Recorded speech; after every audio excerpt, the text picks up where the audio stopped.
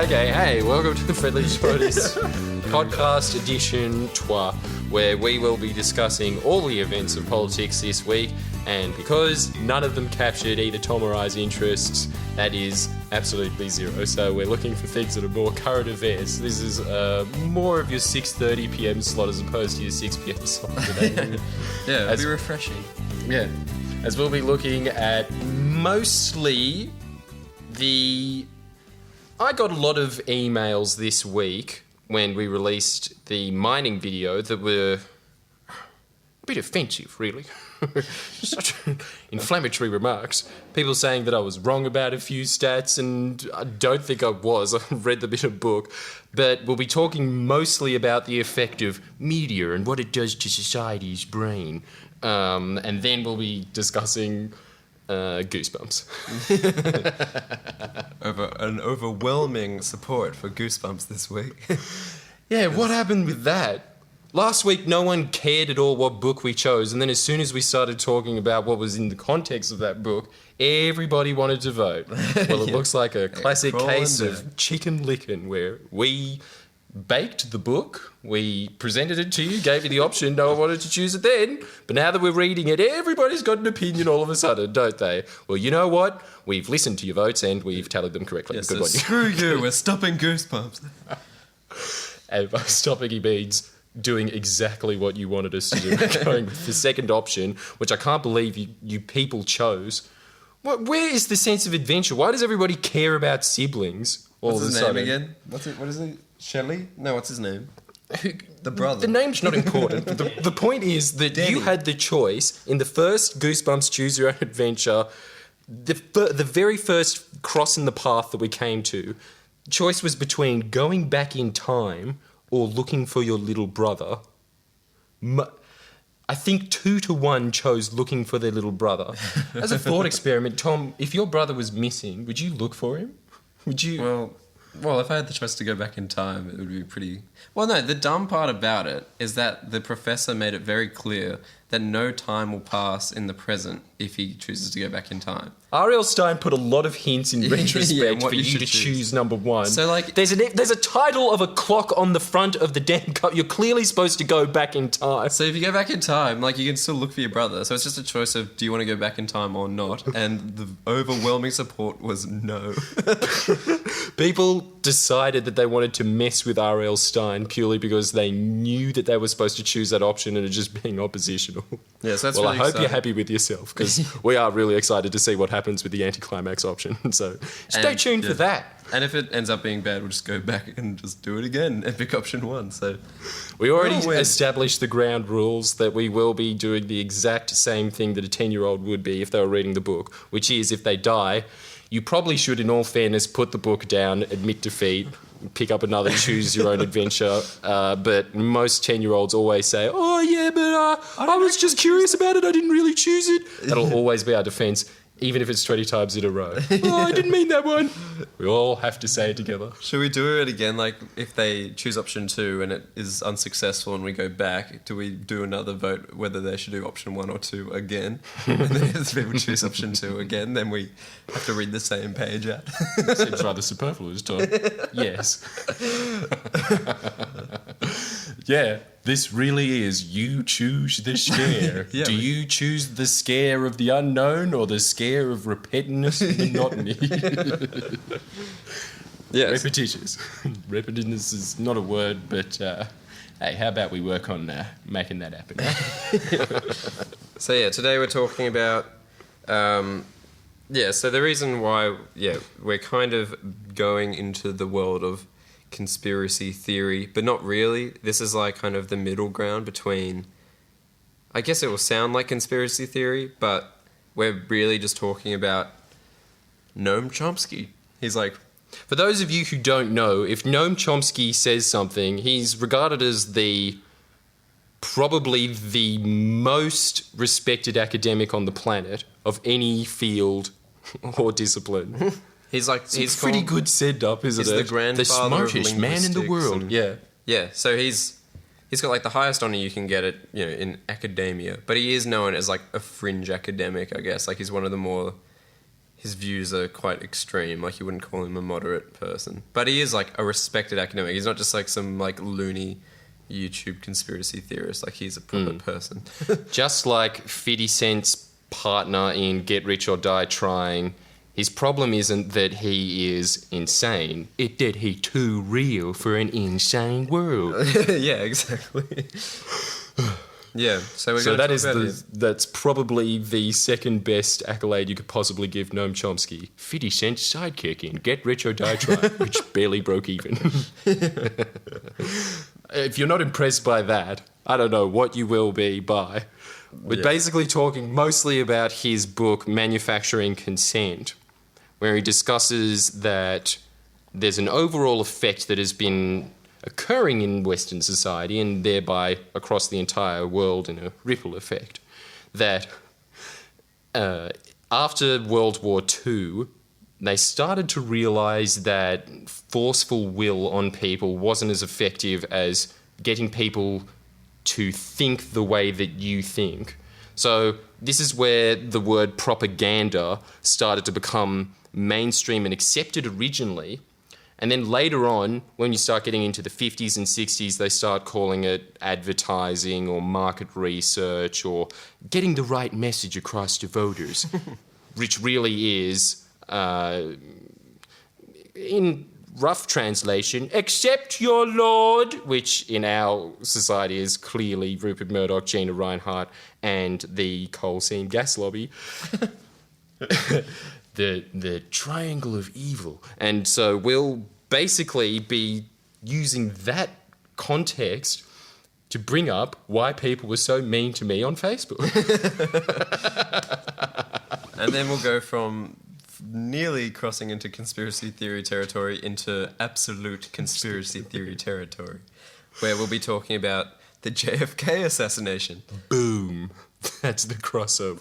Explosive. Yeah, because we thought it'd be a cool idea each week to do to cover a different conspiracy theory. Which really shows, as Tom and I have discussed this in great length and have come to a reluctant acceptance of this fact, we are hipsters. How much do hipsters like discussing conspiracy theories in a manner that's quite condescending and they don't necessarily believe in it, but at the same time, as they always have, and I'm that friend who's saying in the background, still, man, what is the explanation for that? Do you have a better one? And I'll be the voice of non-reason in that debate. It's a very long intro. How about we just get stuck into the manufacturing consent? Yeah. Okay, so like the reason it's being brought up is, in this mining video, the point of disagreement was on how many people are employed by the mining industry. And to be fair, we were talking about coal. On looking back at the video, we're quite aware that it wasn't that obvious. Yeah. We could have made a lot better. Okay. The point is Stipulation to that. So the stat that was given was slightly off.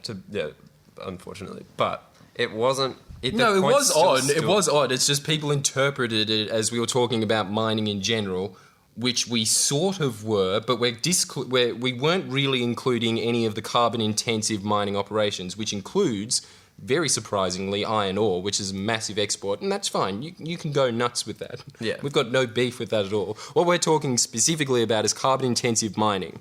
That employs 46,000 people. And it's a stat. I looked at it in a book that has a picture of a mining crane that is in black and white, and in the background there's a smokestack chimney, so you know that this is going to be given all sides of the argument. But as if it needs to. It's one book versus Rupert Murdoch and all commercial television. Yeah, like it can't stand up. To the point that this is what kind of startled me when I started reading these comments of people writing in saying, you're not giving a balanced interpretation of it. How can you say that coal isn't good for Australia? You don't know anything. Coal's awesome for Australia. Not giving me any stats at all to say that coal is good, but having this ethereal idea that it is, because you hear in the news constantly some dude in a suit saying to you, well, everybody knows that the mining industry is what carried us through the recession. That's a given, isn't it? That's basically what you're your whole premise of how important mining is to Australia's economy comes from some dude that you don't know his name even, nor do you care, but there's some subconscious ring in the back of your mind of someone saying, yeah, no, if I had to choose between waitresses and miners, yeah, the waitresses, I'm going to have to drown them. No offence. Because I'm sure that on Late Line they're always posing, what would you rather, hypotheticals, to very respected economists. But yeah, That's why it's problem. Late Line, baby. It gets you a little blue. Yeah, so the claim is that like 500,000 people are employed by the mining industry, which we kind of got, which was correct. And like we were saying that it's not correct, that it's actually 46,000. And even if you counted all of the mining industry, it would be somewhere closer to 200,000, not 500,000 people. And the other thing... So we were even closer anyway. We were 150,000 off, and they were double what we were off in their estimation. So the point is the same. It's just, yeah, that the fact that people think that mining is vitally important to the Australian economy and that being a miner is a awesome job seems to be this common thing that you find as well. Where like... How often have you been sitting around a bonfire with a bunch of bogans, half of them are still in visor shirts, and I've had this happen to me. Somebody has said to me that their dream job is to burn tyres. Free high. It's a wild ride, and no one can sue you because it's legal. $18 an hour. I can't. This guy was 18. How does the education system form that kind of a man? There are serious failings in Australia's. This is why we needed Gonski, people, because that guy wants to burn tyres. You always have this image of people getting forced into it. It's sort of slave labour in a sense, and you could put really tragic music in the background. Not even necessarily tragic music, but something that has enough emotion in it, such as the song, I'll stand by you. And you donate to that. He doesn't want your donations. He wants that job. But yeah, that's like what you hear when you hear stories of people that do mining. They say it in a way as though it's awesome, but what they're describing is this like hell-like place where they say, like, you're there for 4 weeks, the flies are unbearable, the heat is intolerable, and he's like, oh, you have to bring an Xbox because, you know, you just won't be able to get through it unless you bring an Xbox, but you get really good at Battlefield 3. Like, that's the... Like that's the sell point. Yeah. A 30-year-old man that can take on Korean kids. Why don't you get a job there today? And then they've always got... And when you see on YouTube clips, I swear you should look this up if you've ever got the chance. Look up Mining Australia in YouTube. You will eventually come across... This is the level of thought that goes into people. These are the people that we're employing. This level of ape. I'd imagine that most chimpanzees wouldn't find this amusing. Most chimpanzees would run with fear at what I'm about to describe. It's a YouTube clip that has heavy metal music playing in the background going, I'm the bringer of pain here to the back of my head. And all it is shots of explosions of mountains getting smouldered into smithereens and some dude that writes at the bottom in the description box going, man, the boy's blowing up Mount Isa, yeah. And that is their job. That's not a job to them. This is a serious career. Blowing shit up. Fuck nature. And everybody somehow, for some reason in this country, glorifies those people and says, hey, they're keeping Australia's economy afloat. Well, here's some facts for you, man. Just as the ones that we gave you before that we spent a lot of time explaining. Well, we were sort of correct, but we're not really incorrect. But these actually are ABS statistics from the Treasury Office. You know how much mining contributes to the Australian GDP, Tom? How much? I don't really know what GDP is or how important it is. I know that it's gross domestic product, but that's about 1% of the knowledge for it. But I know that a former economic advisor to the Howard government was writing this in a book where he exposed the whole game. It's called High and Dry. Guy Pearce. That's how could we forget that name? He was the bad guy in one of the Iron Man films. And he did a terrific job, but I can't really remember it. But it's a good name. What did he say? He said, that it contributes 4% of our GDP. Theoretically, and you know how you always hear this bogan argument? I've had this argument so many times with people sitting around a coffee table when everybody there's smoking bongs, and I probably got involved in it. This was a few years ago, but these days, no.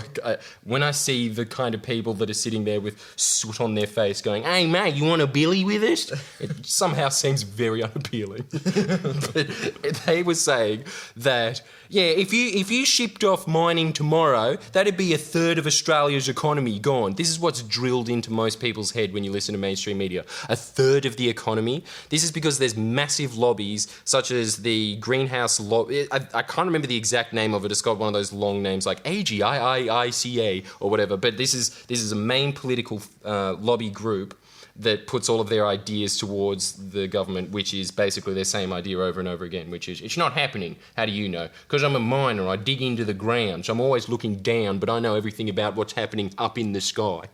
That's their side. That's their science behind it, essentially. They always come out with these bogus claims that if you put on a carbon price, we will become Chad in a matter of a few years because it'll kill the mining industry. That is total crap. First of all, we're not even that big. We're not even that important to the world when it comes to mining. Nobody cares about it that much. It's, you know how much we contribute to China? You know how we're always getting fed that myth that, yeah, Australia's, if it wasn't for us, China wouldn't be booming at the moment. You know, that's we're the driver, we're the steering wheel. You know what I'm saying? It's very good of you to be proud of being a car part, but you know what we are? We're 1% of their coal. 1% of their coal. 90% of China is coal sufficient, and most of it doesn't even go to powering chimneys. It goes to really second-rate jobs that you could get for any coal anyway, like making iron. It's got nothing to do with reality whatsoever. Just the message that you keep getting taught over and over is, we're an energy superpower. All up across the world, we're responsible for 2.5%. And while that's not insignificant, it's pretty insignificant to what they're saying that we are. But we still want to be this quarry and are proud of that. That means that our national identity is basically some dude in a hard helmet. That's how we see ourselves on the grand scale of everything. That's our image of ourselves for the world, that somebody comes in and says, "Hey mate, you got any scrap iron for us?" Yeah, I think it's about $6 a kilo. That's how we look at ourselves. Why do we want that image? Like, why do we want to be a resource economy that loves mining? Don't you think it mostly stems from low self-esteem that, I don't think I'm smart enough to make a computer, but I can dig a hole in the ground. Does that help anyone? I'm helping make the computer, aren't I? Yes, you are, Gus. Yes, you are. Good on you. Well, do you reckon that's the crux of it? That we think that we're no better than a quarry, that we can't become a service-based economy, which incidentally we are, but we keep getting told, no, you're shit. You're not even good at farming, which we are as well. Basically, most of our money is generated from farming and service products. That is the vast bulk of our economy. 4% is in resources. That's it. But we're told, no, just make yourself a giant pit, a super pit, a continental-wide pit. But you were saying, like, the irony of it, though, is that, like, if you tell yourself you are a nation of mining, then you do become a nation of mining, right? Essentially, that's what's happened, isn't it? You know how much we spend on renewables in comparison to mining subsidies? So this grandiose industry that's supposed to be keeping Australia afloat, the industry that got us through the global recession, we give them $15 to every dollar we spend on carbon reductions in this country. And that was before Abbott came in and savaged everything.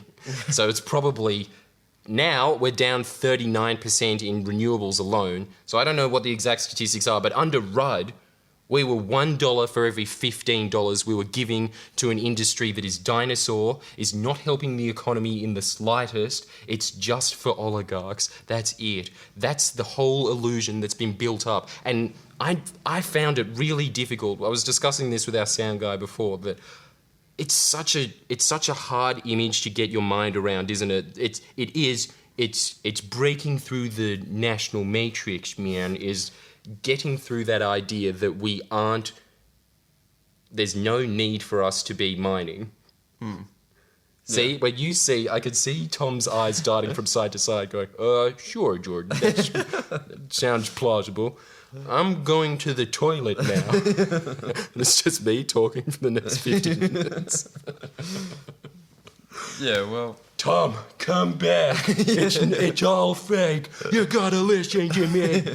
so that's where Read the Chomsky books. enters. Read Big Cole. Read anything by Guy Pearce. It's in plain, crystal clear language that there is billions of dollars spent to obfuscate these basic facts to the public because it doesn't benefit them at all. And we think that somehow we're gaining off it. It's a really sad, bastardized version of the trickle-down theory, isn't it? It's the latest version of that. The trickle theory is where Ronald Reagan said, if you let the super rich get even richer, then everybody gets a job. Because they're just going to be so rich that they'll employ everybody, and we won't need to employ shit. Okay, you've made that mistake twice in both these podcasts, Tom. This is just a quick personal note. Please turn it off before getting off. God, I hate that sound. How do you like the sound of your ringtone? Just to give you a quick acoustic version of what it is, it's this. Ding, ding, ding, ding, ding, ding, ding, ding, ding, ding, ding, ding, ding, ding. You still haven't turned it off. Goes again. Yeah, no, I don't know. It's my alarm tone as well. So just like I've been like Pavlov trained into waking up to thinking I'm getting a phone call. So it's kind of like a psychological thing, I think.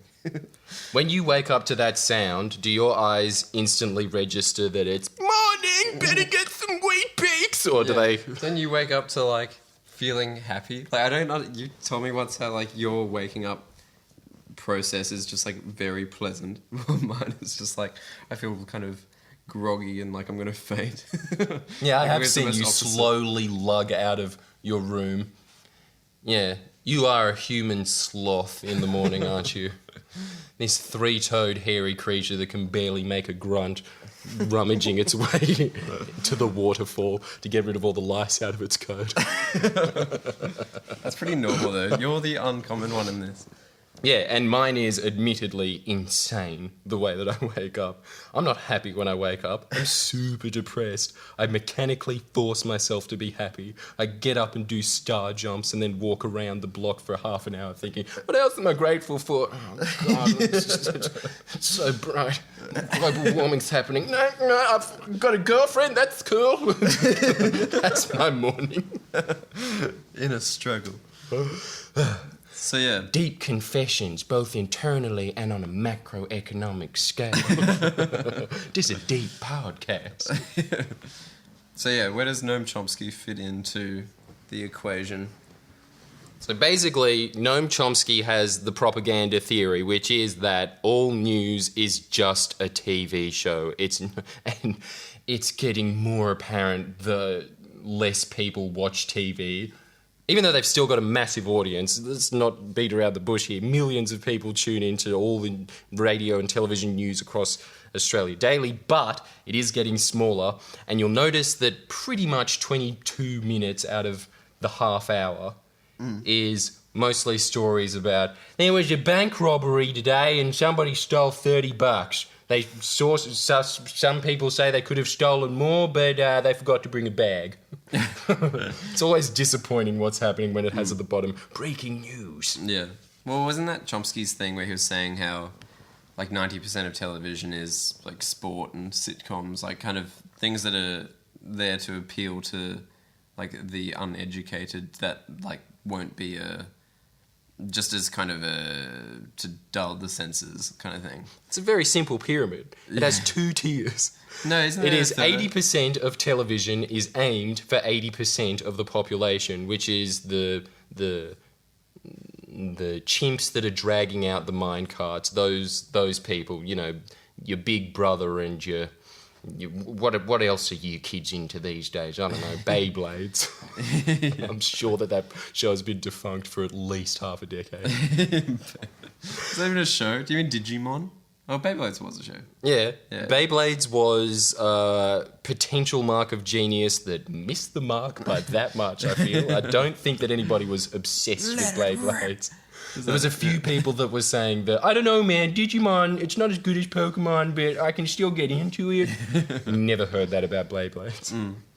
But anyway, that's the 80%. 20% of it is your 7:30 report, late line shows that talk about issues, but they talk about it in a way that is acceptable to the oligarchs of whatever society that is. So in our society, it's mining. So if they do discuss mining, it'll always be, surely you should be paying a tax of 10%. That seems fair, doesn't it? Norway has 78%. You'll hear some little remark like that. You'll get some guy on there to refute it entirely. It'll be about 10 minutes of coverage throughout the day. Then it'll gradually get forgotten.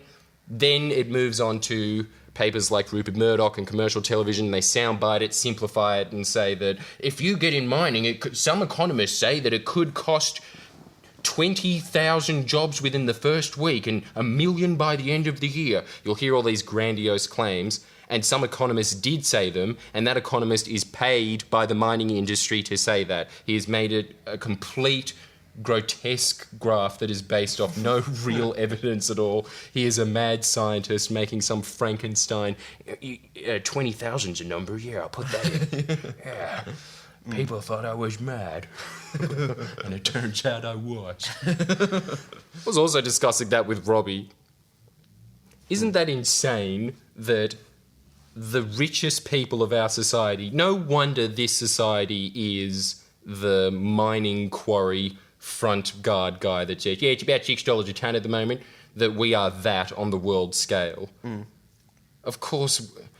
What? Because our, the richest of the rich are kind of outback Bergen farmers.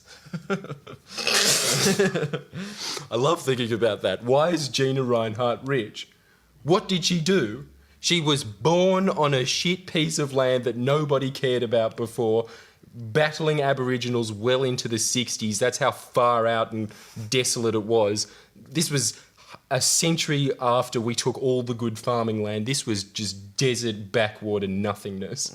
Then we found out that it had a bunch of iron ore in it, and then her father, who created Hancock Prospecting, discovered that there was a bunch. There started to become an interest in mining in Australia, and then he became rich based off that. That it was by dumb luck that there was some iron in the ground underneath where they had a huge property that would cost absolutely nothing. Yeah. That is her genius business strategy to becoming the richest woman in the world. I was born in a shit place and it turned out it wasn't that bad. I'm kind of like the guy in Entourage except for ugly and no one likes me. It's actually the only good thing that's ever happened to me in my life. Other than that, she would be, and looks like it as well, one of those welfare mums that sits out there with several kids, and one of them, the youngest one, is without a shirt, always trying to open up the fridge because he's borderline starving, and the mum's too stupid to realise that the kid's hungry, always closing it, saying, no, it's not, that's my juice. Put it down, Leslie. That is the worst when you see that, a parent. When a kid is opening up a cupboard and getting some crap snack, which I'm sure Gina Reinhardt would definitely be into, like a jumbo pack of Skittles, and you'll see that parent swipe the child away, saying, "That's my lolly, mine." That's the level of aspiration that you have. Yeah. Yeah, that's basically Gina Reinhardt, isn't it? That woman, that's my Skittles! Get away from it, Leslie! With $18 billion a year to play around with. You would not pay attention to her. No one would care about her opinion in the slightest. I would probably sit down and listen to a hobo first, in comparison to some crazy old bag lady that somehow scored a tin shed roof out in Whoop Whoop. Wouldn't you? It sounds like the street hobo would kind of say, you know, life ain't all black and white, ain't it? Whereas Gina Reinhardt would be sitting there reading Andrew Bolt, owned by some other bogan at the time, saying, yeah, no, we should be giving away 80% of our wealth. It seems fair, doesn't it? I mean, I'm doing all right. Get away from my Skittles, Leslie. That's half of her brain capacity, is defending her Skittles. Everything's fine as long as I've got my precious bag. That's really her mentality, isn't it? Kind of grandiose by money, but she still can't see that she needs to live under this atmosphere as well. But she just sees her, well, I've got this, I've got me money in my bank account. It's become her bag of Skittles. Mega jumbo bag of Skittles. That's all she sees it in her head. That's her currency. She seems Skittles. like weird, like very self-conscious about how she's publicly perceived as well. Yeah. Like with her, she's currently like suing about her TV show And you know why? Why? Because she crazy. Don't you think that that's the case of somebody who's always insane? They're always super paranoid about how people perceive them. They're constantly focused on themselves. When you hear Gina Reinhardt talk, she will definitely bring herself up in the conversation quite a lot for somebody who they're interviewing for some obscure reason about national economics. She doesn't know anything. Why are they interviewing her? Obviously because she owns the TV station. But again, this is a woman who wanted to carpet bomb Western Australia with nuclear weapons, and they're asking her what is in Australia's best interest. Well, it's because she is Australia's richest woman, so like people would feel as though like, well, if she knows how to make a lot of money herself, she must know how Australia should make a lot of money. How simple is that thought? And anyway, the point is that this person, and I'd imagine it'd probably be the same in the US, but I'm not sure, but it's a nicer image thinking about a bunch of quite intelligent people sitting around a smoke-filled table, sipping on brandy, saying, okay, and so we'll put global warming down to make more money. But in Australia, it's not that. It's Gina Reinhardt sitting there going, is this a conspiracy against me? Is someone coming after me, bag of Skittles? She feels like a victim in this paradigm. You can bet all of Gina Reinhardt's money on it. That she doesn't think she's wealthy. That she thinks, there's still a mountain to climb for me. Yeah. Taking me a while. God, why does it have to be so steep? Why is life so unfair on me, Gina Reinhardt, who makes $18 billion a year? So,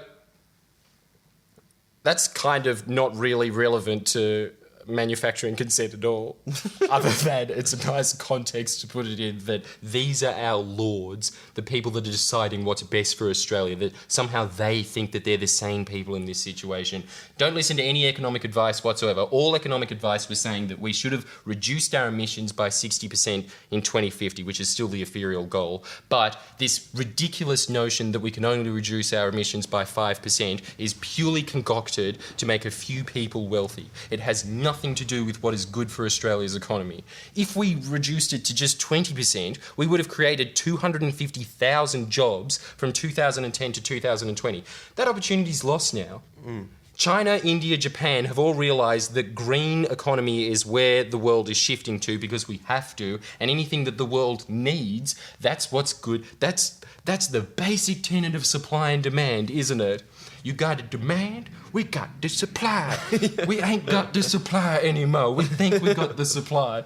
We're at that borderline break moment where everybody's selling MP3s and we're still that shit little Chinese shop in Marrickville that's trying to sell off a couple of Discmen that they ordered 2 years ago. The shipment was very, very late and they're saying, oh, come on, guys, it's going to have a resurgence.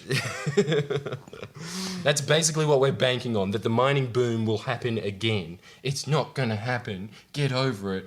Last year, a third of the world's energy was renewable. That's only happening. That's only going up.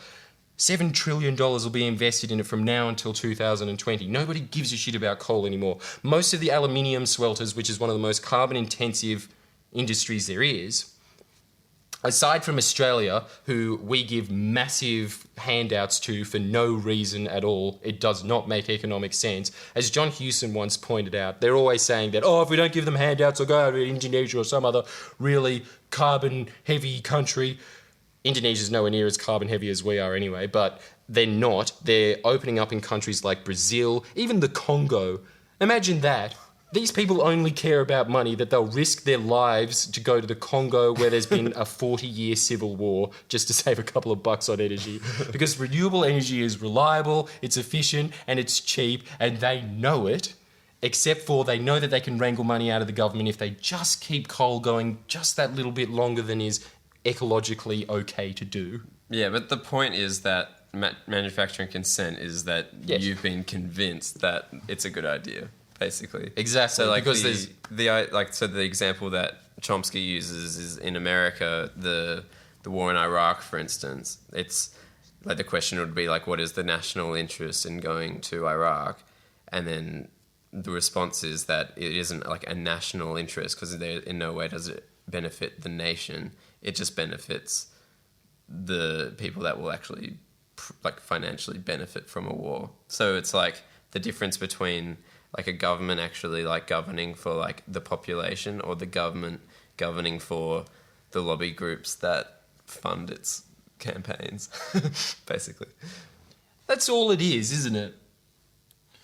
It's really sad that that's not even a cynical view. that is basically all they say is, for instance, the Liberal Party got away with this for decades. We're the party that governs in the interest of everyone in Australia. That's all they had to say. Didn't have to back it up with any evidence at all. If you looked at the evidence, it would become blatantly obvious very quickly that that's not true at all. But they got away with it because they just said it. That's how easy it is. It's just a Pavlov's dog response that if you repeat something long enough, people start to believe it. That's what it boils down to. That's what Chomsky's propagandic model is. It's that they shape the debate in a way that they basically, through the media channels, the owners of the media say what is acceptable to debate, and then that's all that they can discuss. And if they talk anything outside of that, then the debate gets shut down, they're fired, they're insane. So, for instance, the thought that maybe Australia should be copying Norway's model of mining and keeping 78 to 90% of the revenue was laughed and scoffed at. Why? Yeah. Why is that bad economics to keep what is yours in your country? Yeah, well, Chomsky's example is the phrase "support our troops." How that was like a phrase that just kept being like pushed out to the public to say like support our troops, and it the reason why it's like such an awesome example is because it doesn't mean anything to say I support our troops. It's like it could mean I support their lives for them to come home, or I support just them in general. It's not saying like I support the policy, because the policy could be debatable, but you can't really not support what is it? It doesn't mean anything. And that's his point, is that if you just push that and then like as a party push that line, it's like you're like, yeah, I support our troops, and like it wouldn't even be up for debate. If can't debate a slogan. Yeah, like in America, if you don't support your troops, like you're like a monster. It's the same idea where, yeah, it's just about, it's like, it isn't like what the debate is, it's just like how the debate is framed. If you like select like the polls that can be debated, then you've won. So basically the debate was in Australia, should we sign up to a 5% reduction or not sign up to internationally bound reduction at all? That is a ridiculous debate. Yeah. That is such a stupid debate. Is anyone impressed at all with Solo having 5% real lemon in a can? Yeah. Do you find that... Does that influence your decision in buying it at all? You see that as the cheapest gimmick? Yeah, the other day it said real fruit as well. Like, what... Anyway. I reckon it's the same thing. 5% is a real reduction, isn't it? So gross. We've got some shonky... I bet the dude that comes up with those policies has a lot of long hair, but a really obvious comb over and a really stripy, gross shirt with some flower in the front of it that's wilted and dyed. purely from his breath. Terrible rat-like teeth. Every time you walk into his office, he's chewing on a plank of wood. What is it, Johnson? I'm busy. Dismembering his own office. That's why he needs money all the time, because he goes through 7 offices a year. All right, let's do Fact. our ad for Lonely Kids Club. Oh, it keeps getting better. Robbie, you know what to do. Get away from that computer, stop looking at squiggly lines going up and down. I think that'll be fine for however long it takes you to read. Option 2, look for Danny. Okay, here we are. So just to recap, where were we? You didn't even put it up to the page. Yeah, okay, so you think for a moment, Dr. Peoples obviously believes you're someone else, but a trip through time sounds like a lot of fun. More fun than staring at crummy old bowls all day, and since you'll return at the exact same time you left, you'll still be able to find Denny and return to your parents before they know anything is wrong. And on a ratio of 2 to 1, that many people disagree with that statement. It's more fun to look for Danny, your shit snot-nosed brother, which was already described in page 3 as annoying. On the other hand, Denny can get into a lot of trouble very fast. Oh, there was more words. Very fast there. And your parents will blame you if anything happens. Wow. Make a decision now. And do you want to travel in time or should you look for your brother first? Okay. All right, option 2. So we're going to go option 2. Look for Denny. Look for Denny. 62. Here we go. It's so strange that Robbie has taken the position of my mum. Has that happened to you? Yeah, we're just Do you like feel cuddling like up that into as a well? Yeah, ball. I'm curling up next to Robbie. Then what happened, Mr. Robbie? Okay, here we go. Well, I'm about to tell you. Yeah. Listening comfortably. Okay. Are you serious? Would you really rather look for your brother than take a trip in time? Well then, you're reading the wrong book. Goose... I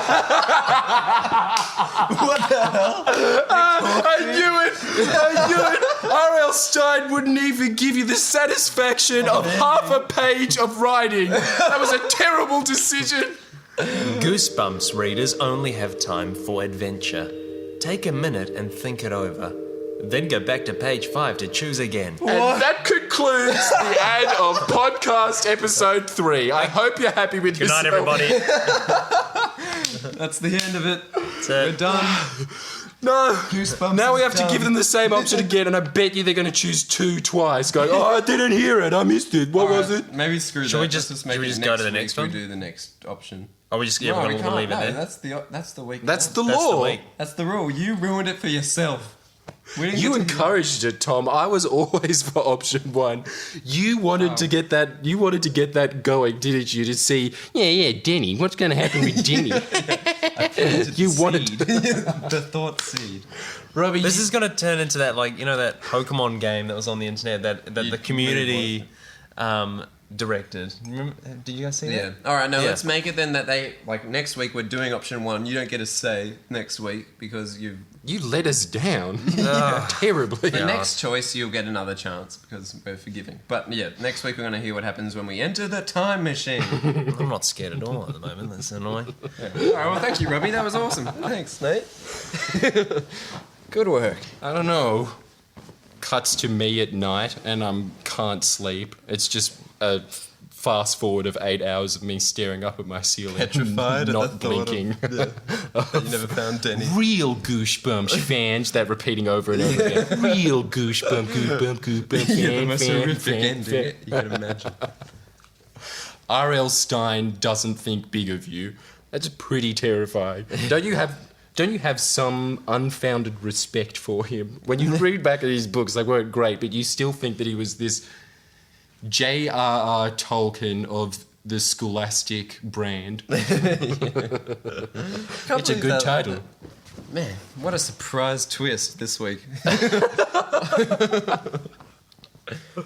I saw it coming, didn't I, privately? Are you not going to back me up on live podcast?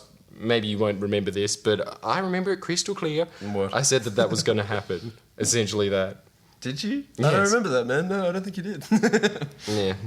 I'm pretty sure I'm lying to you as well. I don't think I said that. I think it's a vague memory that I sort of implanted into my head to feel holier than thou. Did I say it? I think you said it would like end that option. Oh yeah, so basically what happened in my I head said is it. I reversed me and Tom talking about it. Have yourself the brilliant idea. And Left you with the scraps, like the dog you are. What's next, Fido? What are we talking about after that? yeah, thank you, Lonely Kids Club. That was... You really helped out. Yeah, thank you for the book. All right, so It's now back been to a the wild show. ride so far. 5 pages followed by saying that we're pathetic and We have weak. to go back. All right, so now the second half of the show, we're going to be talking about JFK and did he not get? Well, I guess there's tons of is he dead or not? To give you a quick overview of what's happened and the evolution of Tom's thoughts on this matter, I love that I love that Tom has become our authority figure on the JFK assassination. Not anyone on YouTube that's made a 10-hour video. Tom, who watched the film by JFK. Oliver Stone. Yeah, I showed you that. And he didn't was I? convinced after watching the fictional movie JFK by Oliver Stone that it was real. Yeah. Well, it's a very convincing. Which is thing. very odd for you, isn't it? Yeah, because You're the most skeptical, a very skeptical man. But my love of movies clashed with my skepticism, and I had to choose one or the other, and I chose that it was a setup. But now I've flip-flopped back, and after, I don't know if I convinced Jordan, but at least showing him the film JFK, which probably convinced him. Yeah. I'm I'm now... very easily convincible. I blow in the wind with the greatest of ease. I truly am a leaf-like soul. when it comes to conspiracy theories.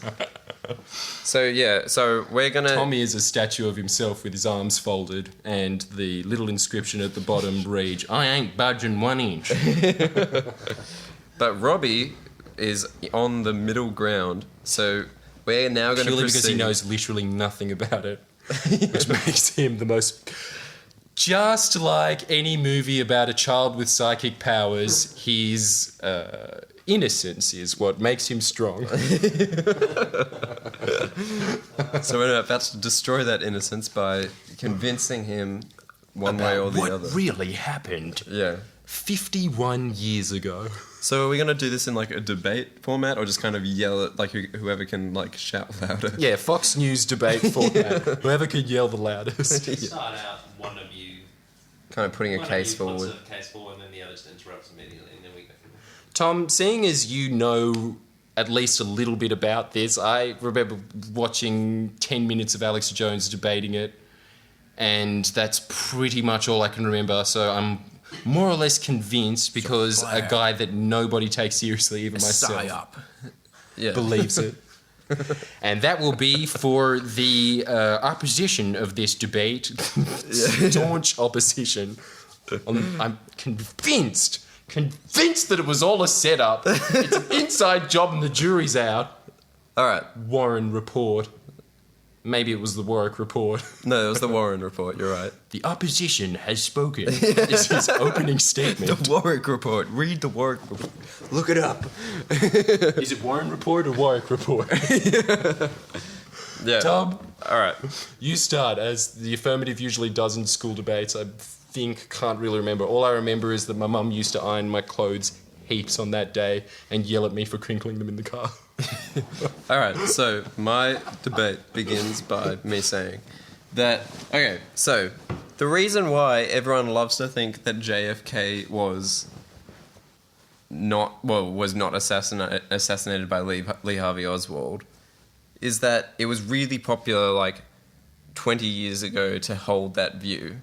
And that was like the fashionable thing, that it was either like a mafia job or like the Cubans were involved or the government was involved or, J. Edgar Hoover might have done it. Like there's dozens of different explanations to what happened. But now it's kind of like taken this turn. Like the whole magic bullet theory was like the big thing that there was no like physical way that a bullet could have like bounced around the car and like killed JFK in such a way. Magic bullet theory is that JFK's wounds don't match up to one bullet hitting him, which is the theory that is propagated in the Warwick Report. So most conspiracy theorists believe that it was several bullets, i.e. there had to be several gunmen, because it is literally impossible for somebody to use the old rifle that they suggest the gunman was using to shoot him in the short period of time that they had. Yeah, so there's all these kind of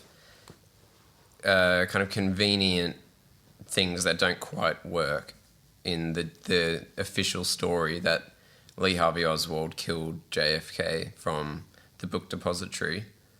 But my main reason why I think it did actually happen, that Lee Harvey Oswald was involved, did do it, is because you is read the twofold. Warwick Report, and now you're a patsy stew. I'm sorry for bringing on this government shield. No, the main to reason describe it. is the one... Shame on you. It's such Good on you for reading 1,000 pages. It's very bland, though. I've got to say, I've got to give you points for that. All right, I haven't read it. I admit it. The Warwick Report. But, yeah, it's such a conspiracy theorist move to just disregard information that is really, really damaging, which Oliver Stone conveniently does. I bet you never have heard that a man named, as I open Wikipedia, Edwin Walker, right, was almost assassinated by Lee Harvey Oswald the same year he killed JFK. So Lee Harvey Oswald, he was a general in the army. Lee Harvey Oswald tried to shoot him from outside his house through a window, but the glass glanced the bullet away so the man wasn't killed. But so we know that Lee Harvey Oswald had attempted to assassinate someone that year, and then he just conveniently is caught, is wrapped up then in this later assassination, and but that story is never really thrown around much. That's the big flag that shows you that he was this guy. He's got a history in it. He wasn't just some random patsy that was just set up. He was he did attempt to assassinate someone. Wow. Tom, are we going to have to melt down your statue that says, "I ain't moving" at the bottom of it? That is a massive change. What? Watch the lead as it trickles into the drain and gets in there with the rest of the garbage that's milling around in there with the Warwick Report and all your little CIA buddies out there that you probably have drinks with. Yeah, I bet you Robbie's got one of those shirts that say FBI, female body inspector. You're in on all of it. You're in on all of it, aren't you? Yeah, but you would just say those guys. It's just so hard because They're not even that fun. Who have you ever met with a female body inspector shirt that you thought was a cool guy? Case closed. Tom is discredited. Yeah, What a joke of a theory. Yeah, well, yeah, and the other thing is that I guess you could just say oh well, they did that to give him a story, give him a reason to as why he would have been an assassin, he was a patsy. It's impossible to do it. And if there was a conclusion that was really easy to draw, there wouldn't be over 50 years of non-stop kind of people that had dedicated their lives into researching this. But I think it has now become fairly certain that it wasn't Lee Harvey Oswald probably wasn't solely involved, but he was the sole shooter in it. There was probably other conspirators, but it is now generally just believed that he actually was the shooter. The whole grassy knoll thing has kind of been not as supported now. So yeah, that's my case. Powerful ending. Jordan? Well, retaliate. let's start off with this. Back and to the left. Back and to the left. How could you possibly explain that? If you look at the footage, his head is obviously... he's shot through the neck, with a normal bullet because his head doesn't explode, and then it explodes after that. There must have been 2 types of bullets that hit him. No, that's not how bullets work. How can it go through the neck and not explode the neck, but explode the skull? Because the something skulls- that dingoes don't even eat. They kind of try gnawing it for a while and go, "Is this a rock? Well, What is this?" because- dingoes, they don't have a very good understanding of the medical world. It's because a And bullet if they would... do, put him in a freak show and sell tickets. It's because a bullet would travel quickly through someone's neck. It's not going to hit something that will then like cause something like a shatter and an explosion.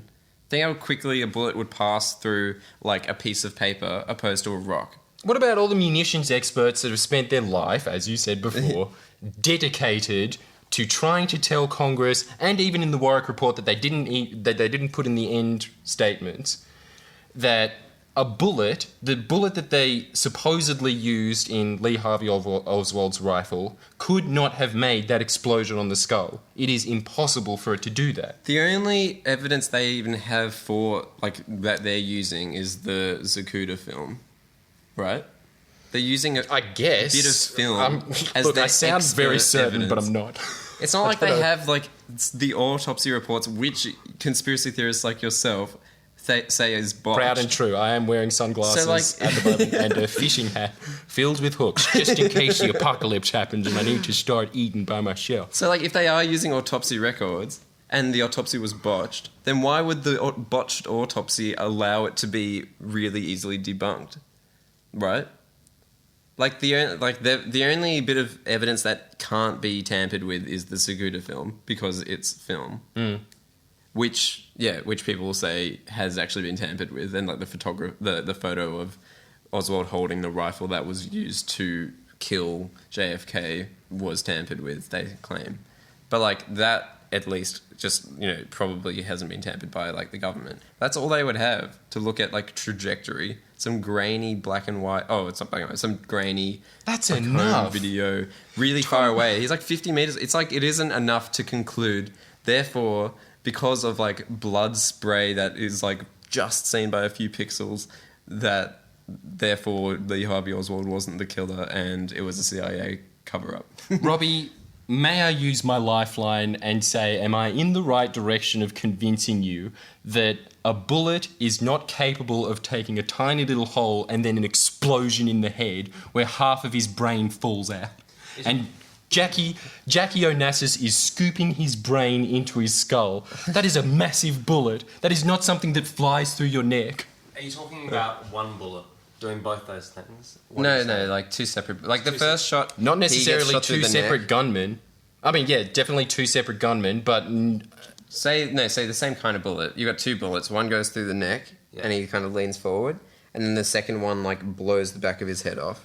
Right. So you're saying you think there are two different types of bullets. You think there are two types of bullets there. Yeah. And you're saying having no munitions expertise at all, just relying on some dude that's really fat and I saw chewing tobacco in the documentary that I saw. Saying it was impossible. And if he can hit the ding, then you know that he's a bit of a He knows shot, what he's isn't he? talking He's a about. gun, Yeah. isn't he? and you're saying that there is one type of bullet. Yeah, There I'm were saying it was two just one shots. gunman. No, I'm saying it's one gunman, and it's just like Chomsky said it himself. He said there's sometimes in most cases, he was talking about like 9/11, that things just aren't always going to add up. It's like it's just a natural course of events that some things just like don't work, and people just will never know like why it didn't quite We're work. going to work it out today. It's all That's what we're circumstantial. here. Yeah. Now that's what I'm trying to ask you. You think there's one type of bullet. You think there's two. I think that There's three. I'll figure you both out, and I feel like there is one type of bullet. But a bullet can touch a head in such a way as to explode it as JFK's head did, I think. And I think the same bullet can also just pierce through the neck in a way that is dissimilar Thank to the you. head explosion. Damn it. I feel that, but I also feel like there were two bullets that happened in quite quick succession. Therefore, Too quick, two gunmen. two gunmen, more than one Cuba's involved immediately. I mean, So we're because both right. See, No. wasn't it a good point putting Robbie in charge? All right, well, The peacemaker. I think we can all finally put this conspiracy theory to rest. I think it would be interesting to see what the Friendlyjordies audience think on this. Because I'm not sure if they're like a conspiracy theory kind of audience or if they're like a skeptical, sensible kind of audience. But like, it'd be cool to maybe put a survey out and see what people think. When I think of some people watching my videos, I think of them drunk in McDonald's, watching it on their Sabre screen phone, and then chewing fries at the same time and it falling on the screen and them not caring that there's bits of chip and grease all over the front of the screen.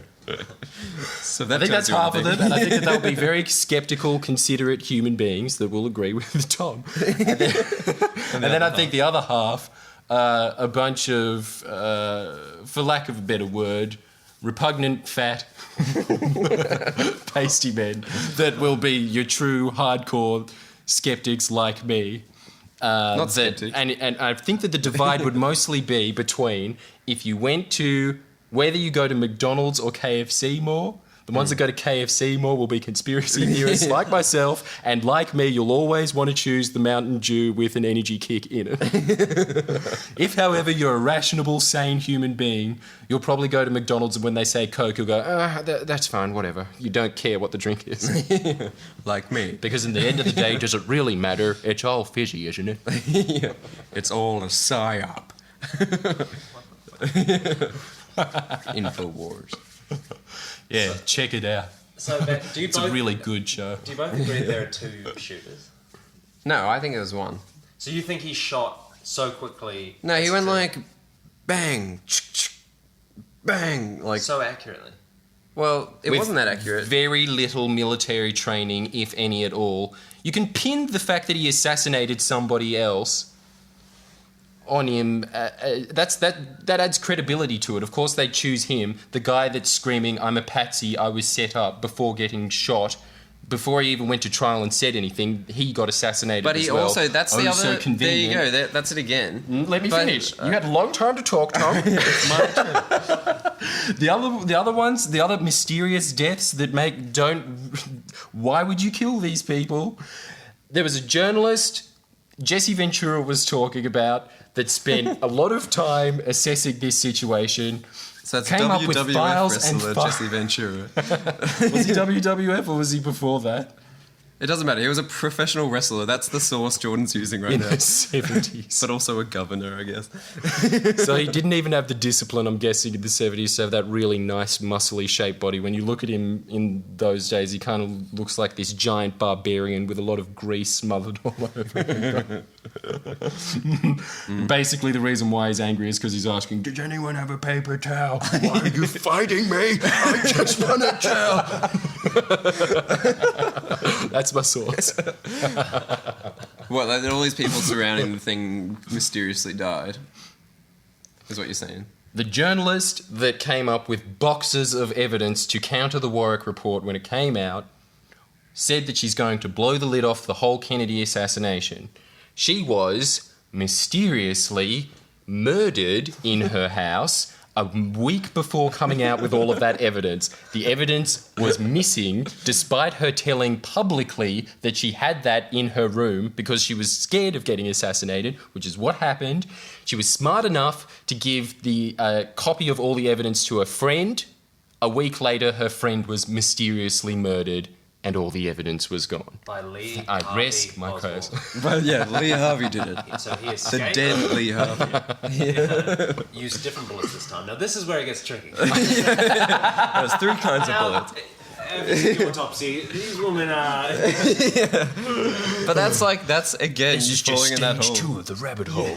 So like him saying, "Oh, I'm a patsy. It's a setup. It's a setup." That's the line that the conspiracy theorist takes and like will keep saying and saying, "Well, why did he say it? Why did he say it?" But like within the same hour of that line, he also said, "Well, I guess the jig is up or whatever." Like he said, "I guess it's over. You caught me." But if you look back in But the that line footage, is I'm just sure, forgotten. even though I haven't seen it, that you'll see somebody whispering in his ear saying, if you know what's good for you, you'll play along. That didn't happen. It may not have. We'll never know, will we? Because Yeah. all the footage has been destroyed except for what they want to see. That's the CIA Yeah, working all the for you. footage And you're besides- defending the CIA. I'm not defending the CIA. Oh, yeah. Yeah. So you're you are saying- a monster. But you're saying the only footage are- remaining is... His statue. Tom, I've never noticed it before. He doesn't have arms. He's got tentacles. Hey, stop trying to eat me with your beak! Ah! Why are you such a monster? I understand how this happened. Do you love Lady Gaga, Tom? Are you one of her little monsters, or do you say, no, I deserve more credit? I'm a big monster. Yeah, you go on with what you wanted to say, you CIA patsy. Forget little it. Plant shield. Forget it. It's Should we pointless. You should we bring into the fold that his brother, his family being killed as well? Wasn't JFK's brother was killed? Oh, as true, well? yeah. And somebody else wasn't his other? Did he have two Exactamundo. brothers? And it's such It's a just good the mood of reason. the It's US such a at the good time. reason to assassinate him as well. There is such a perfect motive for it. He Yeah. wanted to withdraw out of Vietnam, a war that they wanted to that they could continue for decades on the flimsy premise that they're stopping communism, which helps the US military-industrial complex. Ever since Vietnam, budgets have gone nothing but up to the point that they now consume a third of the US budget every single year, which is a ridiculous amount of money to spend on munitions. Even the generals of the Pentagon are saying, "Can you please stop giving us money? We don't know what to do with all of this money. We can't keep building tanks. We're running out of space." Quote. Yes. End quote. Yeah. He talks very kitchen table housewifey. Very So why quiet. is it about what do you call it? A third? Is it a third? I think so. That's, Well, the that's how he mo- speaks. yeah, that's why That's a motives- great motive, isn't it? But that's why it's such a good conspiracy theory, is because the motive is so awesome. That's like what makes a great conspiracy theory. Like, that's why it's so, like, nice to think about, because it's so grand, the idea, like the motive.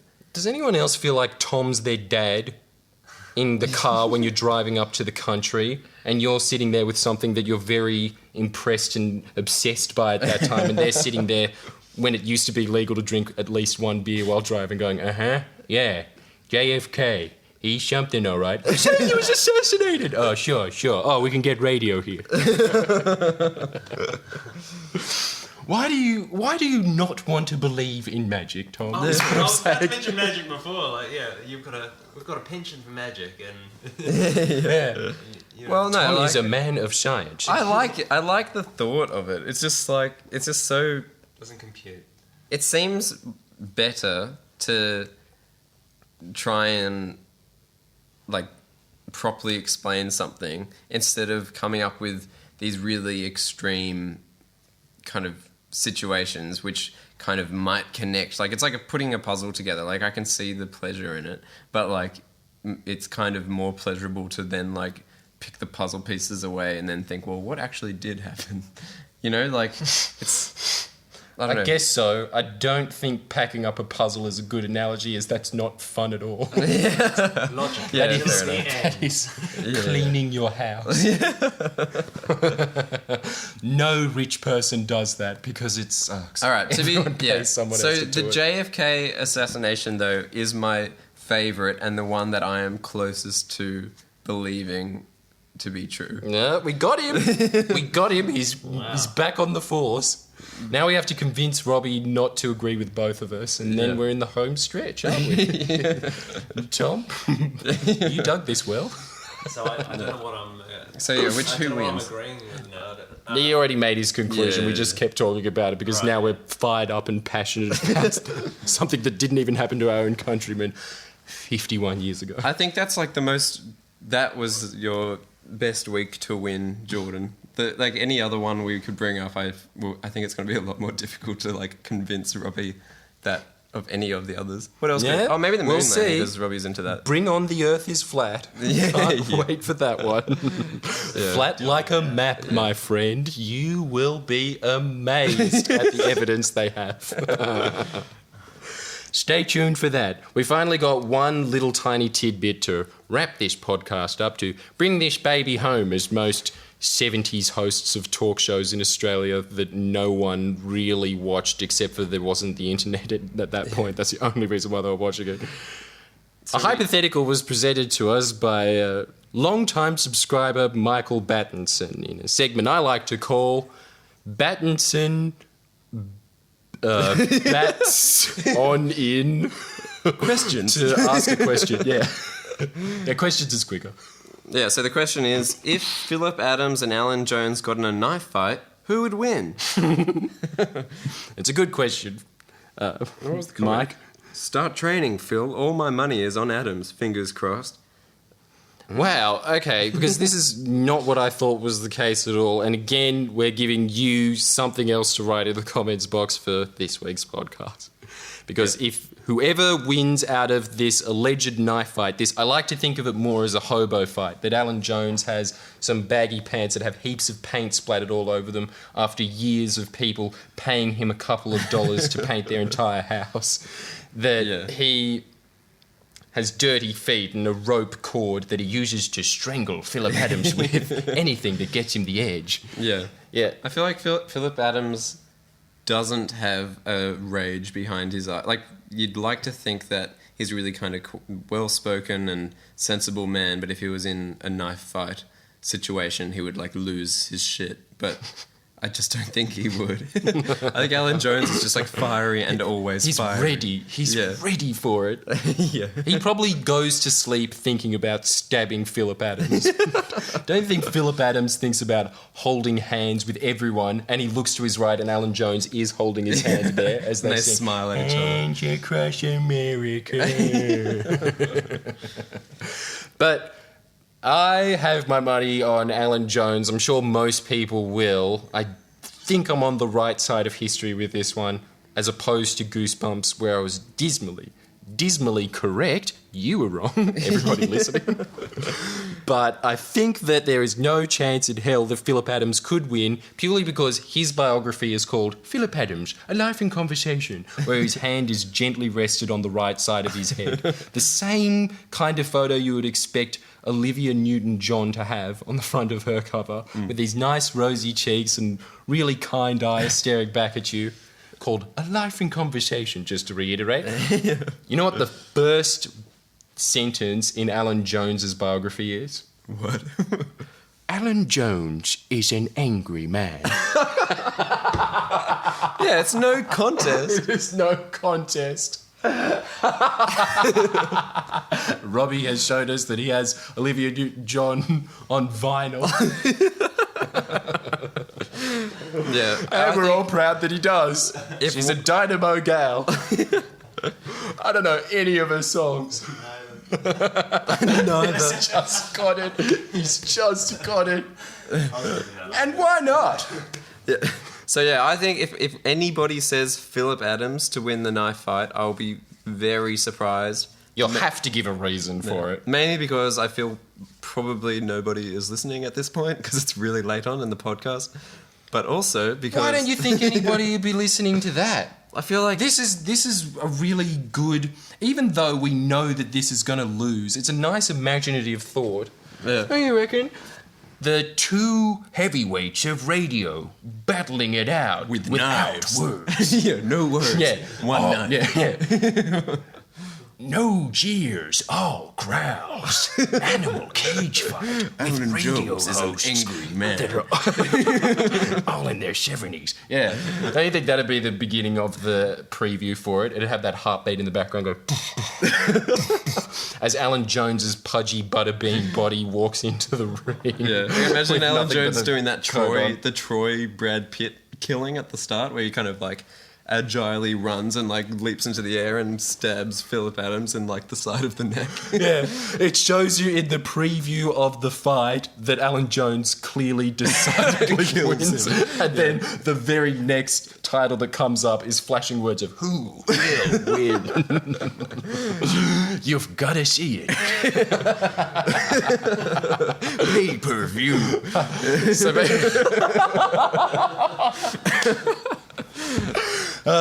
It would be amazing if there was no dip in or at all in money for that. That it attracted the same amount as every other pay-per-view. Because people, even though you could see it in the preview, still think, I got it, David Wayne.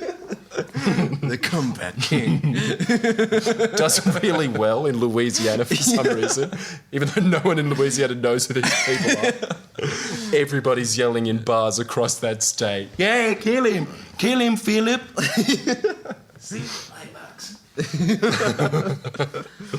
So what we want from you is to say who you think will win and why, and the best answer. I don't think this should be a tally. It should just be based purely on the creativity of that answer.